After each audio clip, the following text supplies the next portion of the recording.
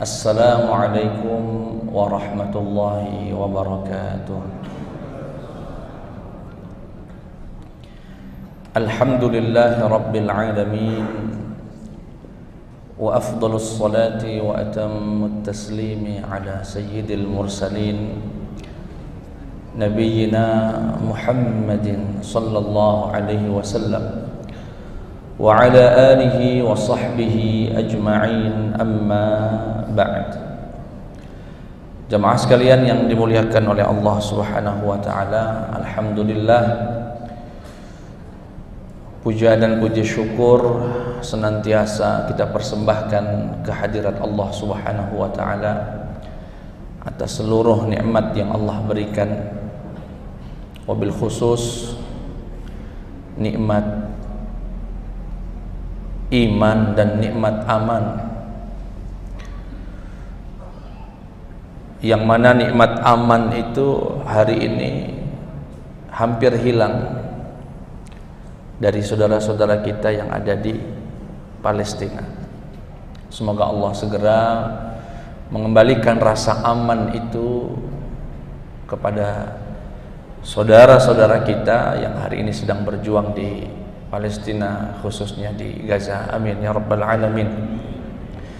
Salawat beriring salam terlimpah curahkan kepada suri tauladan kita, pemberi syafaat kita, Nabiyuna Muhammad sallallahu alaihi wasallam. Semoga kita bisa betul-betul menjadikan beliau sebagai uswatun hasanah, sebagai suri tauladan kita, dan kelak dengan segala khilaf dan kurang yang kita miliki, kita diizinkan Allah untuk bersama Nabi Muhammad sallallahu alaihi wasallam di surganya Allah Subhanahu wa taala. Amin ya rabbal alamin.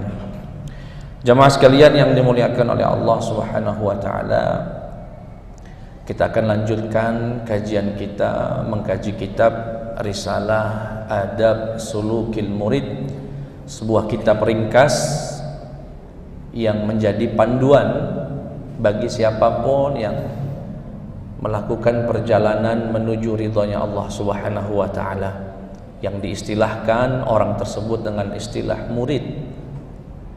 Apa nasihat yang akan kita dapatkan pada malam hari ini? Qala al-musannifu rahimahullah wa nafa'ana Allah bi 'ulumihi fid dunya wal akhirah. Wa qad yubtala al-muridu bil faqri wal faqati wa dhiqil ma'ishati fayanbaghi lahu an yashkura Allah 'ala dhalik wa ya'uddahu min a'zamin ni'am. Kata beliau, terkadang orang yang sedang berjalan menuju Allah ini, Pak, yang hijrah, yang baru ingin melangkah ya, dalam perjalanan menuju Allah, terkadang diuji dengan kesusahan hidup, kesempitan rezeki ya. Fayambaghi, maka saat itu sejatinya orang tersebut seyogyanya bersyukur, karena diberikan kefakiran itu terkadang merupakan nikmat dari Allah Subhanahu wa taala. Nah, ini agak sulit ini, Pak, kefakiran, tapi jika dilihat dari kacamata iman itu bisa jadi menjadi satu kenikmatan. Saya bacakan dulu teksnya, nanti sedikit saya uraikan. Kenapa? Li'anna ad-dunya aduwatun wallahu yuqbilu biha ala a'da'ihi wa yasrifuha an awliyaihi. Karena dunia sejatinya adalah musuh, dan Allah biasanya memberikan dunia itu kepada orang yang tidak diinginkan taubatnya oleh Allah Subhanahu wa taala. Bapak, Ibu tahu konsep istidraj? Orang yang maksiat tetapi kok malah ditambah nikmat. Itu karena nikmat dunia memang jadi penghijab agar dia makin jauh dari Allah dengan nikmat itu. Artinya terkadang limpahan rezeki itu justru ingin menjauhkan seseorang dari Allah Subhanahu wa taala. Saya gambarkan secara ringkas dulu. Begini, Pak. Ini nasihat pada malam hari ini dikhususkan bagi orang yang taat sama Allah tapi kehidupannya secara materi itu nggak baik-baik saja.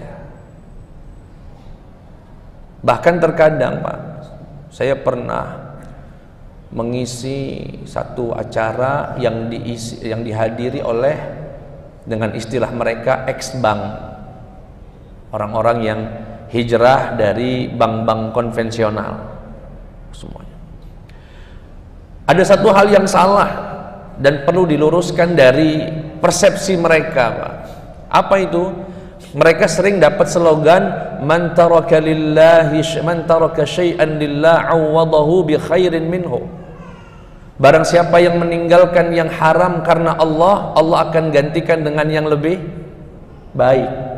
Nah, kalimat lebih baik ini sering ditafsirkannya, kamu sekarang gajinya berapa kerja di bank itu, atau kamu gajinya berapa, pendapatannya berapa ketika berbisnis haram? Oh sekian. Oh kalau kamu berpindah ke yang halal nanti berlipat-lipat ganda. Dapat iming-iming begitu, sehingga banyak berbondong-bondong meninggalkan yang haram tadi dengan persepsi dia akan dapat rezeki yang lebih besar. Ditunggu-tunggu sebulan kok nggak ada datangnya, 2 bulan nggak ada, setahun mulai goyah nih Pak. Nggak bener Ustadz ini, mulai nyarahin Ustadz, dia lama-lama nyarahin hadisnya. Akhirnya mulai 2 tahun kayaknya nggak ada perubahan. Katanya kalau kita taat sama Allah rizkinya berlimpah-limpah, kok saya malah makin susah, modal persediaan makin habis ini.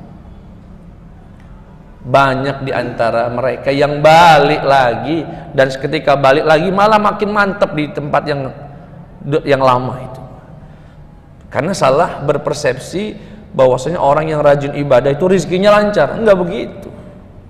Orang yang rajin ibadah, yang tulus sama Allah, rizkinya lancar baik, rizkinya tidak lancar pun baik.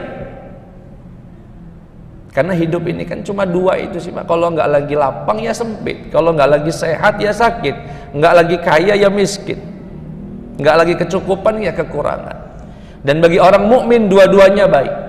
Sampai Nabi berkata, ma'ajaba amral mu'min, sungguh menakjubkan orang muslim ini, dikasih susah dapat pahala, dikasih senang dapat pahala. Itu jika dihadapinya dengan iman. Nah, nasihat malam hari ini terkhusus bagi orang yang memutuskan, bismillah Ustadz, aku nak memperbaiki hubungan aku dengan Allah. Sudah terlalu lama saya ninggalkan sholat, sudah terlalu lama saya ninggalkan Quran, sudah terlalu lama saya berkecimpung dalam dunia yang haram-haram misalnya. Saya bismillah. Ketika dia putuskan itu, hidupnya biasanya diujinya berat sekali itu. Nah, ini dikhususkan buat yang mengalami itu. Ada memang orang yang begitu hijrah rizkinya lancar, dagangnya makin laris, pendapatannya makin banyak. Ya alhamdulillah, ini nanti ada nasihatnya sendiri. Ini khusus dia yang memutuskan hijrah, tapi setelah hijrah kok rizkinya makin sulit. Kata beliau, jangan berhenti, lanjut berjalan di jalan Allah.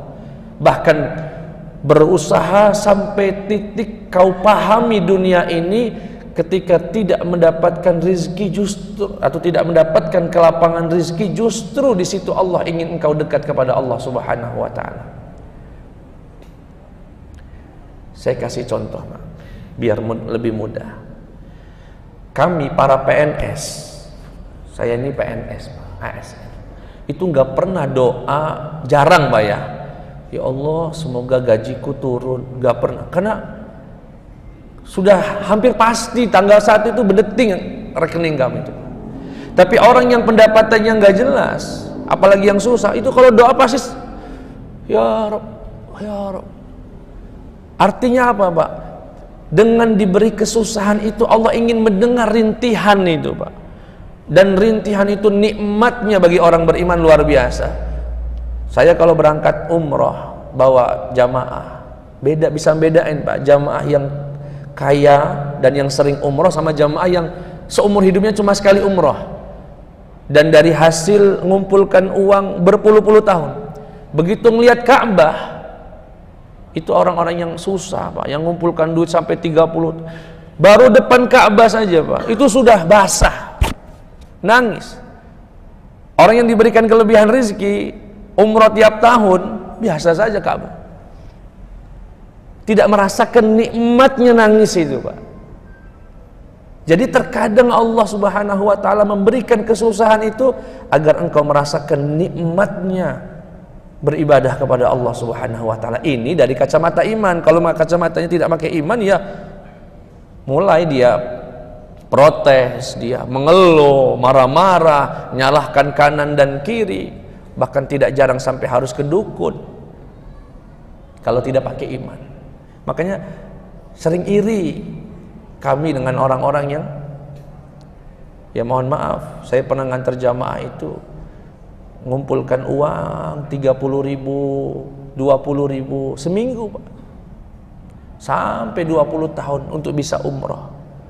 Baru nyampe pesawat gitu Pak, turun langsung sujud syukur, nangis-nangis. Kok saya nggak bisa nangis kayak dia ya?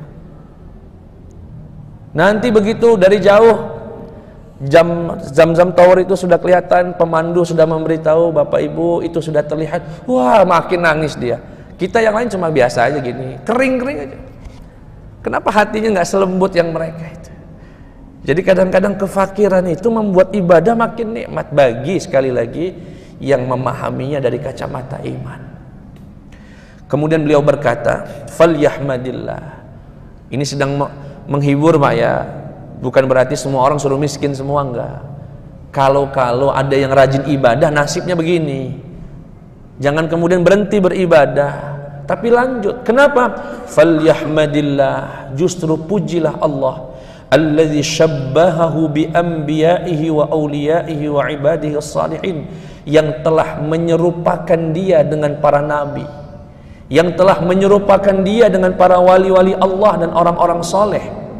Perhatikan Pak, falaqad kana sayyidul mursalin, dulu Nabi Muhammad sallallahu alaihi wasallam, yarbitu hajaran ala batnihi minal ju', sampai pernah merasakan lapar yang luar biasa.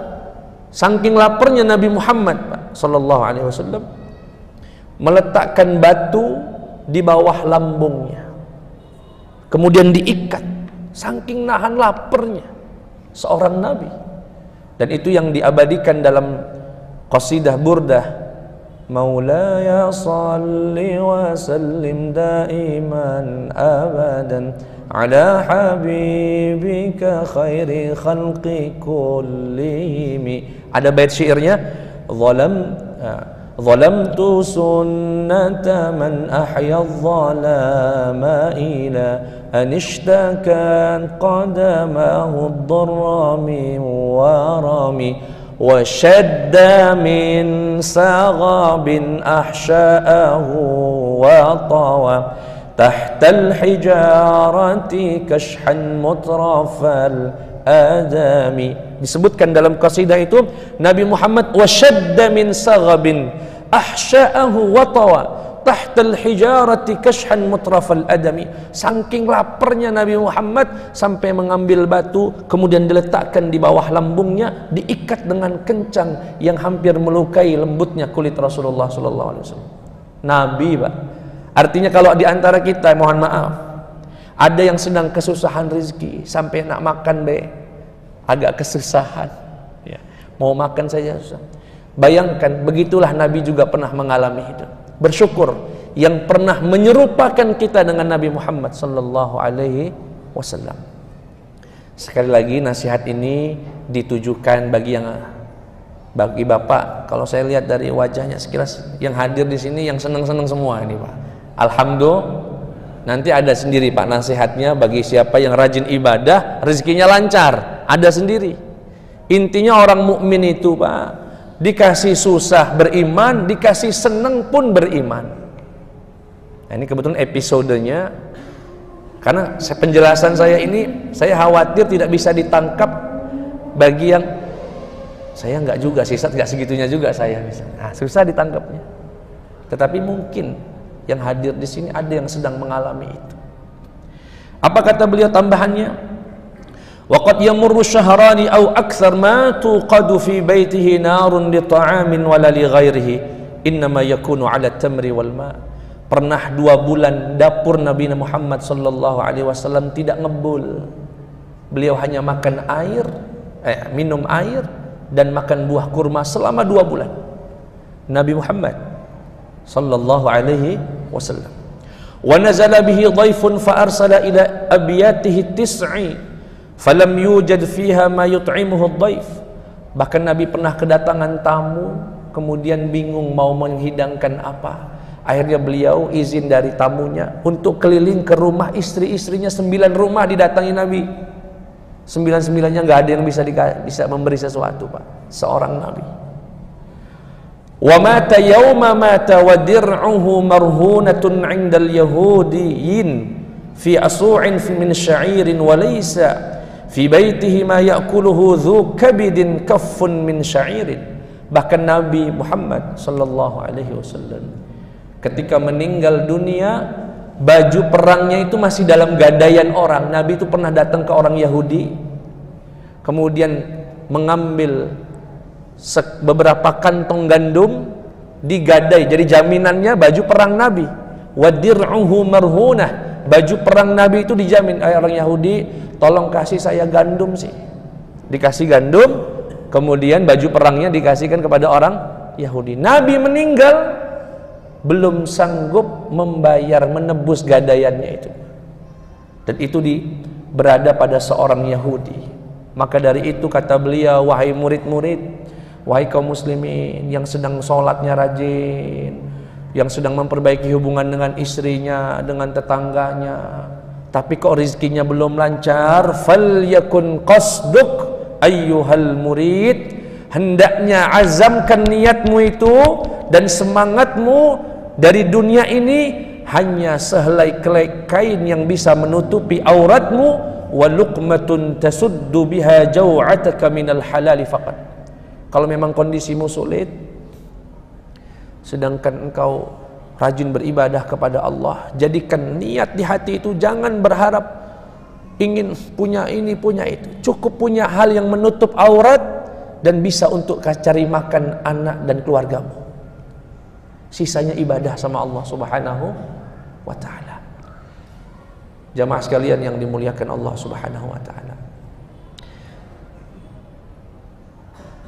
kami pernah sampaikan begini, Pak. Saya yakin saya, Bapak, Ibu di sana, atau bahkan seluruh manusia, saya punya keyakinan semuanya sedang mencari kebahagiaan hidup. Tidak ada di antara kita yang tidak mau pasti. Dan Bapak pengen resep enggak, Pak, dari Nabi Muhammad sallallahu alaihi wasallam? Atau mungkin bahasanya dari saya dulu, yang nantinya saya sebutkan itu juga dari Nabi Muhammad. Kalau mau Bapak, Ibu, terutama yang muda-muda ini pengen cepat bahagia, dan itu yang kita cari, kurangi standar kebahagiaan, cepat bahagianya. Kurangi standar kebahagiaan. Maksudnya gimana, Ustadz? Ada sebagian orang tuh begini, saya belum sukses kalau belum punya rumah, punya mobil, dan punya aset, misalnya. Ya seumur dia hidup, selama itu tidak terwujud, berarti dia hidupnya nggak bahagia-bahagia itu. Ya kalau sampai 40 tahun baru terwujud, berarti 40 tahun dia tidak merasakan bahagia. Tapi kalau standarnya rendah, contoh, saya ini Pak Ustadz bahagia asalkan masih bisa sholat, anak saya bisa makan hari ini, alhamdulillah Ustadz. Hari itu juga dia bahagia, seketika itu juga bahagia. Maka kami tegaskan, rendahkan standar bahagia itu, cepat bahagianya. Lebih dari itu, andaikan Allah kasih lebih, anggap bonus, bukan standar kebahagiaan. Kalau terlalu tinggi standar kebahagiaan, kapan bahagianya? Saya kasih resep dari Nabi Muhammad sallallahu alaihi wasallam. Kata Rasulullah sallallahu alaihi wasallam, "Man asbaha minkum aminan fi sirbih, mu'afan fi jasadih, 'indahu qutu yaumih, faka'annama hizat lahu dunya bihadafiriha." Kata Nabi Muhammad, barang siapa yang di pagi harinya memiliki batin yang tenang, nggak ada ancaman, nggak ada tekanan, badannya sehat, dan punya makanan yang dimakan untuk hari itu, sungguh dia telah mendapatkan dunia dan seisinya. Saya ulangi lagi Pak, batin tenang, badan sehat, punya makanan di hari itu, itulah dunia dan seisinya, kata Rasulullah. Yang bikin pusing itu apa Pak? Mikirin 7 keturunan, cucung saya nanti gimana Ustadz. Nah mulai pusing tuh. Makanya kami pagi-pagi ya dikasih contoh, Bapak ya pagi-pagi nih Pak, nih bisa dipraktekkan, bawa kursi ke depan teras, atau kalau rumahnya ada halaman, taruh depan halaman. Habis sholat subuh, tadarus ngaji Quran, duduk di depan. Yang minum teh suka minum teh, yang minum air hangat, yang suka susu. Taruh cemilan, seruput itu minuman Pak. Alhamdulillah, itu bahagia sedunia akhirat. Badan sehat, batin tenang, ya Pak ya. Kemudian punya makanan di hari itu. Itulah standarnya yang disebutkan Nabi Muhammad SAW. Nah yang menghilangkan kebahagiaan dan ketenangan itu apa Ustaz? Yang tadi kata Nabi, batin tenang, badan sehat. Batin tenang ini yang hari ini mulai banyak yang merenggutnya. Apa itu yang paling banyak merenggut dalam kehidupan kita hari ini? Banyak kredit, banyak nyeruput kopi, mahal kopinya, tapi punya kredit banyak, nggak enak. Aduh, pusing. Mohon maaf nih yang PNS ya, yang banyak menyekolahkan SK-nya. Kalau di sekolah umum sekolah, kalau kami di UIN mondok namanya, dipondokkan 15 tahun 20 tahun, gaji tinggal tersisa 600.000 sebulan. Itu ke kelas Pak, ke kampus, bawaannya marah aja, ngeliat mahasiswa kesel bawaannya.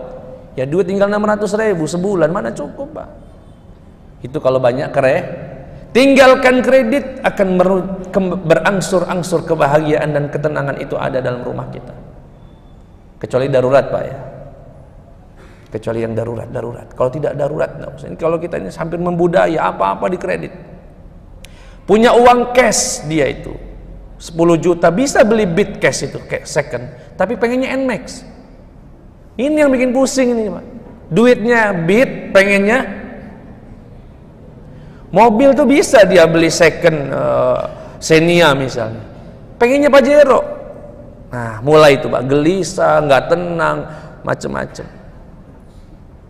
Tapi yang nggak punya kredit tuh enak, pagi-pagi kipas-kipas dia enak, minum, nikmat, alhamdulillah ya Allah, masih bisa sholat, masih bisa makan.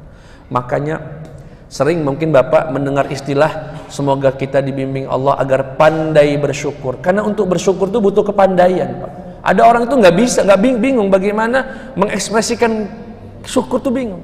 Padahal cukup duduk depan rumah pagi-pagi, udara masih enak, pikiran masih enak, minum kopi sama 2 potong gorengan, aduh, dunia seisinya itu Pak. Alhamdulillah. Ini sehingga Nabi Muhammad SAW, apalagi di Indonesia ini alhamdulillah, semua, kalau kami di Palembang itu Pak, 5.000 tuh kenyang pagi-pagi Pak. Masih ada nasi gemuk 3.000, gorengan duo 2.000 Pak, saya beli ya. Ya artinya mulai pusing tuh apa? Pagi-pagi pengen makannya nasi rendang, mulai pusing dia. Oh makan gorengan terus, nah mulai pusing. Coba kalau dia nggak apa-apa, yang penting bisa makan, bisa gerak. Jadi standar bahagianya cepet bahagianya. Tapi kalau standarnya tinggi, selama belum terwujud, selama itu juga dia tidak mendapatkan kebahagiaan. Lah kalau sampai meninggal nggak terwujud, itu artinya apa Pak? Berarti nggak bahagia hidup di dunianya. Sedangkan tapi kalaupun dapat lebih dari yang kita standar tadi, alhamdulillah. Saya ini Pak Ustadz asal punya rumah tipe 6x10 jadilah Pak Ustadz. Tahu-tahu dikasih rumah yang 20 kali 50 misalnya, ya alhamdulillah, bonus. Tapi jangan jadikan itu sebagai standar kebahagiaan. Kata beliau, falyakun qasduk, hendaknya hatimu ya menjadikan dunia itu yang penting bisa nutup aurat, bisa makan sama keluarga, cukup. Alhamdulillah. Kemudian wa iyyaka wassummal qatil, hati-hati betul wahai muridku dengan racun yang sangat mematikan. Apa itu? Wa huwa an tashtaqa ila at-tan'umi bid-dunya wa targhaba fit tamattu'i bi syahawatiha. Berangan-angan selalu ingin mendapatkan nikmat dunia. Oh, itu yang bikin sholat nggak bakal khusyuk-khusyuk itu. Yang bikin hidup nggak bakal tenang-tenang. Apa? Selalu berangan-angan pengen punya ini. Dikasih mobil satu, kok kurang ya? Kayaknya harus punya dua ini. Mulai pusing lagi, mikir lagi, mencari lagi, dan seterusnya, nggak ada habis-habisnya. Kata Rasulullah, andaikan manusia diberi segunung emas, dia akan minta 2 gunung. Diberi 2 gunung, minta 3 gunung. Wala yamla'u batna bani Adam illa turab. Tidak akan berhenti itu memenuhi hasratnya manusia sampai terisi dengan tanah. Artinya manusia yang selalu berangan-angan terus, gak ada selesainya. Punya ruko 1 pengen 2, pengen 3, 3 pengen 4, 4 pengen 5, 5 pengen 6, terus ya, membuat dia gelisah dan sebagainya. Tidak akan pernah berhenti dia berangan-angan sampai tanah yang mengisi perutnya alias meninggal dunia. Kemudian beliau berkata, apalagi sampai iri sama orang. Sudah nggak punya, iri lagi. Aduh, sesek bener napa. Nggak punya mobil, iri sama yang punya mobil. Ya Allah, apesnya hidup itu. Ya Pak ya. Kalau kata orang Palembang Pak ya, ini saya saya rasa ucapan ini obat betul Pak untuk kita itu nggak iri. Ini bahasa Palembang. Kalau bahasa Indonesia saya kurang tahu pasnya. Kalau bahasa Palembang, la ado bagiannya galau. La ado bagiannya galau. Datang ke kampus. Saya misalkan Pak, seangkatan dosen di UIN itu kurang lebih 45 orang satu angkatan. Pertama kali datang apel masih CPNS itu masih sama semua, masih motoran semua. Ini udah berjalan 4 tahun, sudah mulai kelihatan tuh Pak, nasib masing-masing. Ada yang punya mobil, ada yang punya rumah, ada yang masih motoran, ada yang naik jabatan, ada yang manten. Itu kalau batinnya nggak kuat, oh stres mikirnya Pak. Perasaan sama aja sama saya. Tapi apa yang membuat kita tenang Pak? Tahu-tahu saya datang ke kampus misalnya, ada teman sudah naik jabatannya jadi kepala prodi, saya nggak dapat jabatan. Lah ada bagiannya galau. Memang bagian dia, mama. Memang sudah bagiannya. Yang tinggal di perumahan itu Pak, dibangun sama developernya bentuknya sama semua. Minggu kedua ada yang masang kanopi. Minggu ketiga ada yang ganti cat. Minggu keempat ada yang buat 2 lantai. Itu kalau nggak kuat-kuat iman tinggal di perumahan, stres Pak. Tapi kalau kita punya pegangan, lah ada bagiannya galau. Memang bagiannya mau diapain? Bapak mau ngesot-ngesot di dunia, kalau nggak bagiannya, ya nggak bakal dapat.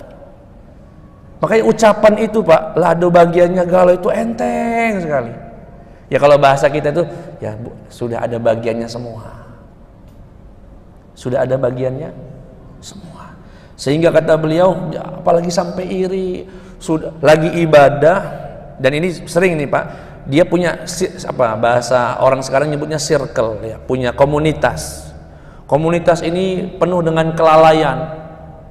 Anak-anak muda nih Pak, mungkin anggaplah circle kalau anak-anak sekarang itu anak-anak muda ngeband misalnya atau apa, suka di kafe. Tahu-tahu ada salah satu dari komunitas itu ada yang memutuskan hijrah. Bismillah lah, aku sudah harus lebih baik gitu ya, sudah harus sholat dia Pak. Nah teman-temannya yang masih ngeband mungkin dengan maksiat dan sebagainya, tahu-tahu rezekinya lancar Pak, dapat. Yang taubat ini, yang hijrah tadi, kebetulan nasibnya seperti yang dinasihati beliau ini. Itu kira-kira gimana Pak? Begitu ketemuan, itu kalau nggak kuat-kuat iman juga berat sekali itu. Tuh kan kamu, cepetan sih taubatnya, kecepetan. Coba kayak kita ini, kaya dulu baru taubat katanya. Kecepetan. Itu kalau nggak kuat-kuat iman Pak, balik lagi itu Pak. Kalau sudah balik, kadang-kadang lebih mantap daripada yang teman-temannya yang belum pernah taubat itu. Ya. Maka dari kata beliau, enggak. Ini buat yang hijrah-hijrah ya, saya lihat banyak yang muda-muda. Coba tanya sama bapak-bapak yang umurnya sudah 70, 80. Masih mau nggak semangat nyari duit, cari ruko yang udah itu, sudah mandek udah. Sudah. Kita ini yang masih muda ini angan-angannya masih. Itu yang membuat kita akhirnya ya dikatakan beliau, iya, hati-hati. Kemudian walau annaka 'arafta al-mashaq allati yuqasunaha wal ghusas allati yatajarra'unaha wal ghumuma wal humum allati fi qulubihim wa sudurihim fi talab ad-dunya wa fil hirsi 'ala tanmiyatiha wal i'tinabi hifdhiha lakunta tara dhalika yazidu bi ad'afin katsiratin 'ala ma hum fihi min ladzati at-tana'um bid-dunya in kanat thamma ladzatun. Kata beliau, ini untuk menghibur yang tadi Pak ya. Andaikan kamu tahu bagaimana gelisahnya orang-orang kaya itu, tidur nggak enak, yang selalu yang gelisah untuk terus. Ini buat orang kaya yang nggak ibadah Pak ya. Buat orang kaya yang bagaimana gelisahnya mereka untuk terus mengumpulkan dunia, gundah, tidur nggak tenang, segala merasa diawasi dan sebagainya. Niscaya kamu sadar kalau kamu itu dalam kenikmatan yang luar biasa. Andaikan kita tahu Pak, gelisahnya orang-orang yang mohon maaf berebut jabatan, yang sampai harus ngikut temennya, yang sampai harus nyogok demi jabatannya.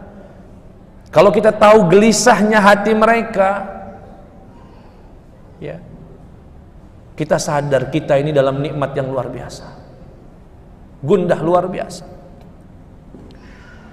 Yang mati-mati overdosis itu Pak, mohon maaf, gak ada orang kere yang di kampung sana overdosis. Yang overdosis itu Pak, yang tenar-tenar, kaya raya, tinggalnya di bintang, kalaupun tinggal di hotel bintang 5, di apartemen mahal, mobil kendaraan ber-AC semua, itu yang overdosis. Kenapa? Kalau kalian tahu bagaimana gelisahnya hidup mereka itu, ketidaktenangan menghantui langkah hidup mereka, kita akan sadar kalau kita ini dalam nikmat.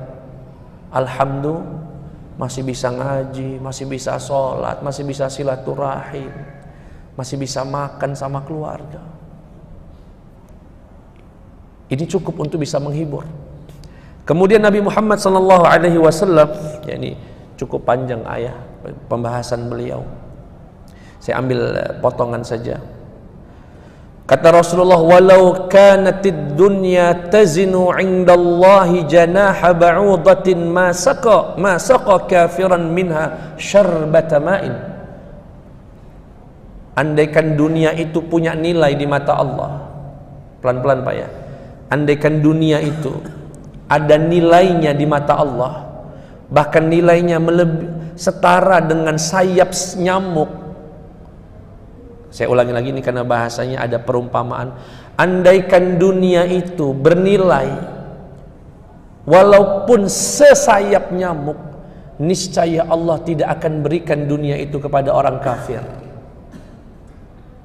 Saya ulangi lagi, ini butuh pencet. Andaikan dunia itu ada nilainya Pak, walaupun nilainya sekecil sayap nyamuk, kata Nabi, niscaya Allah akan nggak akan kasih dunia itu kepada orang kafir. Tapi kan buktinya orang kafir dikasih sama Allah. Itu karena dunia nggak ada nilainya di mata Allah Pak. Kira-kira paham Pak ya? Andaikan dunia itu bernilai, kata Rasulullah, nggak mungkin dikasih ke orang kafir. Tapi karena nggak ada nilainya, Allah kasih saja. Bahkan terkadang orang kafir itu lebih banyak dari itu. Karena dunia tak ada nilainya di mata. Bahkan suatu hari Nabi Muhammad SAW melihat ada bangkai kambing yang telinganya kecil, dipegang kupingnya sama Nabi. Ada yang mau ini gratis, ada yang mau ini gratis. Kata para sahabat, Nabi, hidup aja kami nggak mau. Kita tahu dalam penyembelihan kurban, kalau kambing itu punya cacat di kuping nggak sah. Artinya orang Arab itu kalau ada kambing cacat di kupingnya kecil, apalagi kepalanya sampai kempot, itu nggak mau. Kata mereka, ya Rasulullah, hidup saja kambing ini, kami nggak mau, apalagi sudah mati. Kata Rasulullah, lad dunya ahwanu min hadza. Dunia lebih rendah dari ini, dari bangkai ini. Dunia lebih bangkai. Kemudian Nabi Muhammad sallallahu alaihi wasallam ini mengingatkan, wa'lam anna rizqa muqaddar. Yakinlah wahai umat Islam bahwasanya rizki itu telah ditentukan oleh Allah. Wa maqsumun, di antara hamba Allah ada yang diberikan kelapangan, dan di antara hamba Allah ada yang diberikan kesempitan, dan semuanya atas hikmah dari Allah Subhanahu wa taala. Jika engkau wahai murid, wahai orang muslim yang mulai taat kepada Allah, diuji oleh Allah dengan kesempitan rezeki, wa alaika bis sabri war ridha'i wal qanaa'ah. Sabarlah, ridhalah kepada Allah. Mungkin Allah ingin mendengar rintihan doamu. Mungkin Allah ingin mendengar kamu bangun malam nangis minta sama Allah. Mohon maaf Pak, orang yang gajinya sudah besar, apalagi per bulan kayak kami ini, kurang nangis kalau minta rezeki itu Pak. Karena sudah pasti keluar tanggal 1 itu. Tapi yang dagang, yang bersawah di kebun, itu pulang dari sawah, ya Allah semoga nggak hujan, nggak banjir, ya Allah besok mau panen. Makanya Imam Mawardi mengatakan profesi paling mulia dalam Islam itu petani Pak. Dengan 3 alasan. Salah satunya adalah ketawakalannya melebihi siapapun. Orang petani itu Pak, tawakalnya ngalah-ngalahin kami, mengalah-ngalahkan sebagian dari kita. Dia datang ke sawah, nebar benih. Pulang dari situ, ya Allah semoga tumbuh, ya Allah. Doa lagi. Setelah tumbuh, doa lagi, ngasih pupuk.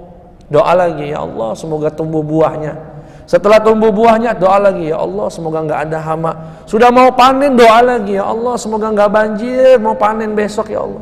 Sudah panen, doa lagi, ya Allah semoga turun, harganya nggak turun, nggak anjlok, ya Allah. Setiap tahapan agar dia dapat rezeki itu, di tiap tahapannya berisikan tawakal dan munajat sama Allah. Kalau orang yang sudah pasti gajinya, jarang, ya Allah tanggal 1 ya Allah keluar, nggak ada itu. Keluar itulah. Ini yang disebutkan oleh, kalau engkau wahai muridku termasuk yang mendapatkan kesulitan dalam rezeki, sabar, ridho sama Allah, qanaah. Karena kemurkaanmu pada Allah pun tidak menambah rezekimu. Apakah karena kita murka sama Allah kemudian rezekinya nambah? Enggak juga. Karena sudah sebaliknya, wa in kunta minal muwassa', tapi jika kamu termasuk yang rezekinya lancar, fa asbi kifayatak, hitung-hitunglah berapa kebutuhanmu dengan keluargamu yang cukup, wa khudh hajatak, ambil hajatmu, mimma fi yadik, yang ada di tanganmu, dan yang sisa dari itu wasrifhu fi subuhi wujuhil khair, sisa dari itu tebarkan itu dalam kebaikan. Bantu hamba-hamba Allah, bantu perjuangan-perjuangan Allah. Bagi kita yang hadir di sini diberikan kelebihan rezeki, ambil yang cukup untuk keluarga, makan, minum, sandang, pangan, ibadah sama Allah, tunaikan zakat, sisa darinya berikan itu di jalan-jalan kebaikan. Karena bisa jadi jika orang miskin diberikan manisnya munajat karena dia susah hidupnya, ya Rabb ya Rabb, maka orang kaya diberikan manisnya membantu orang, diberikan manisnya bisa bersedekah, bantu keluarga. Kedua-duanya baik, dua-duanya insya Allah min ahlil khair, termasuk orang-orang baik. Jamaah sekalian yang dimuliakan oleh Allah Subhanahu wa ta'ala, Kemudian di ujung ini ada nasihat. Ayyanu 'alal insani idza arada ad-dukhul fi tariqillah an yakhruja min malihi. Aku tidak pernah memerintahkan kalian yang hari ini sedang sibuk berbisnis untuk meninggalkan itu semua. Cukup ubah, cukup tanamkan ketakwaan dalam bisnismu. Jadi yang sekarang mungkin hadir di sini punya bisnis, bukan berarti tinggalkan itu.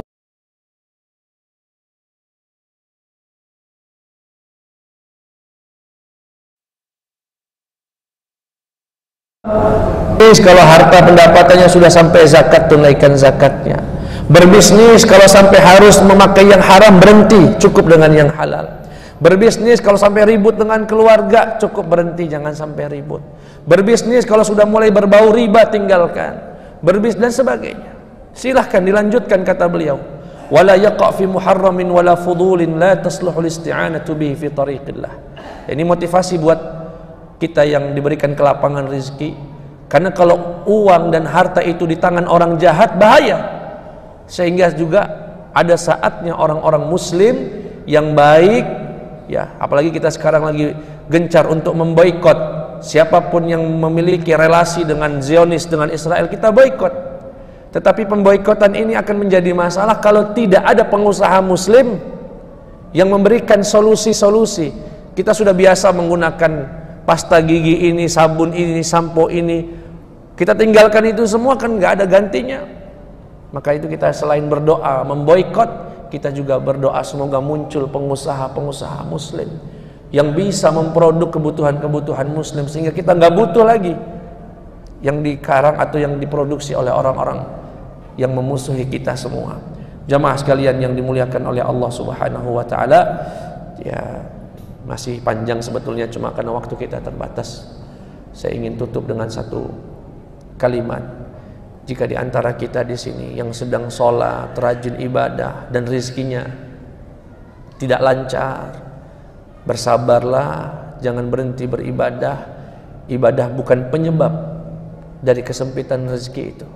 Terus bersabar, mungkin Allah masih ingin mendengar rintihan doa kita kepada Allah Subhanahu wa taala. Sebaliknya, jika di antara kita yang hadir di sini ada yang diberikan kelapangan rezeki oleh Allah, bersyukur. Bersyukur.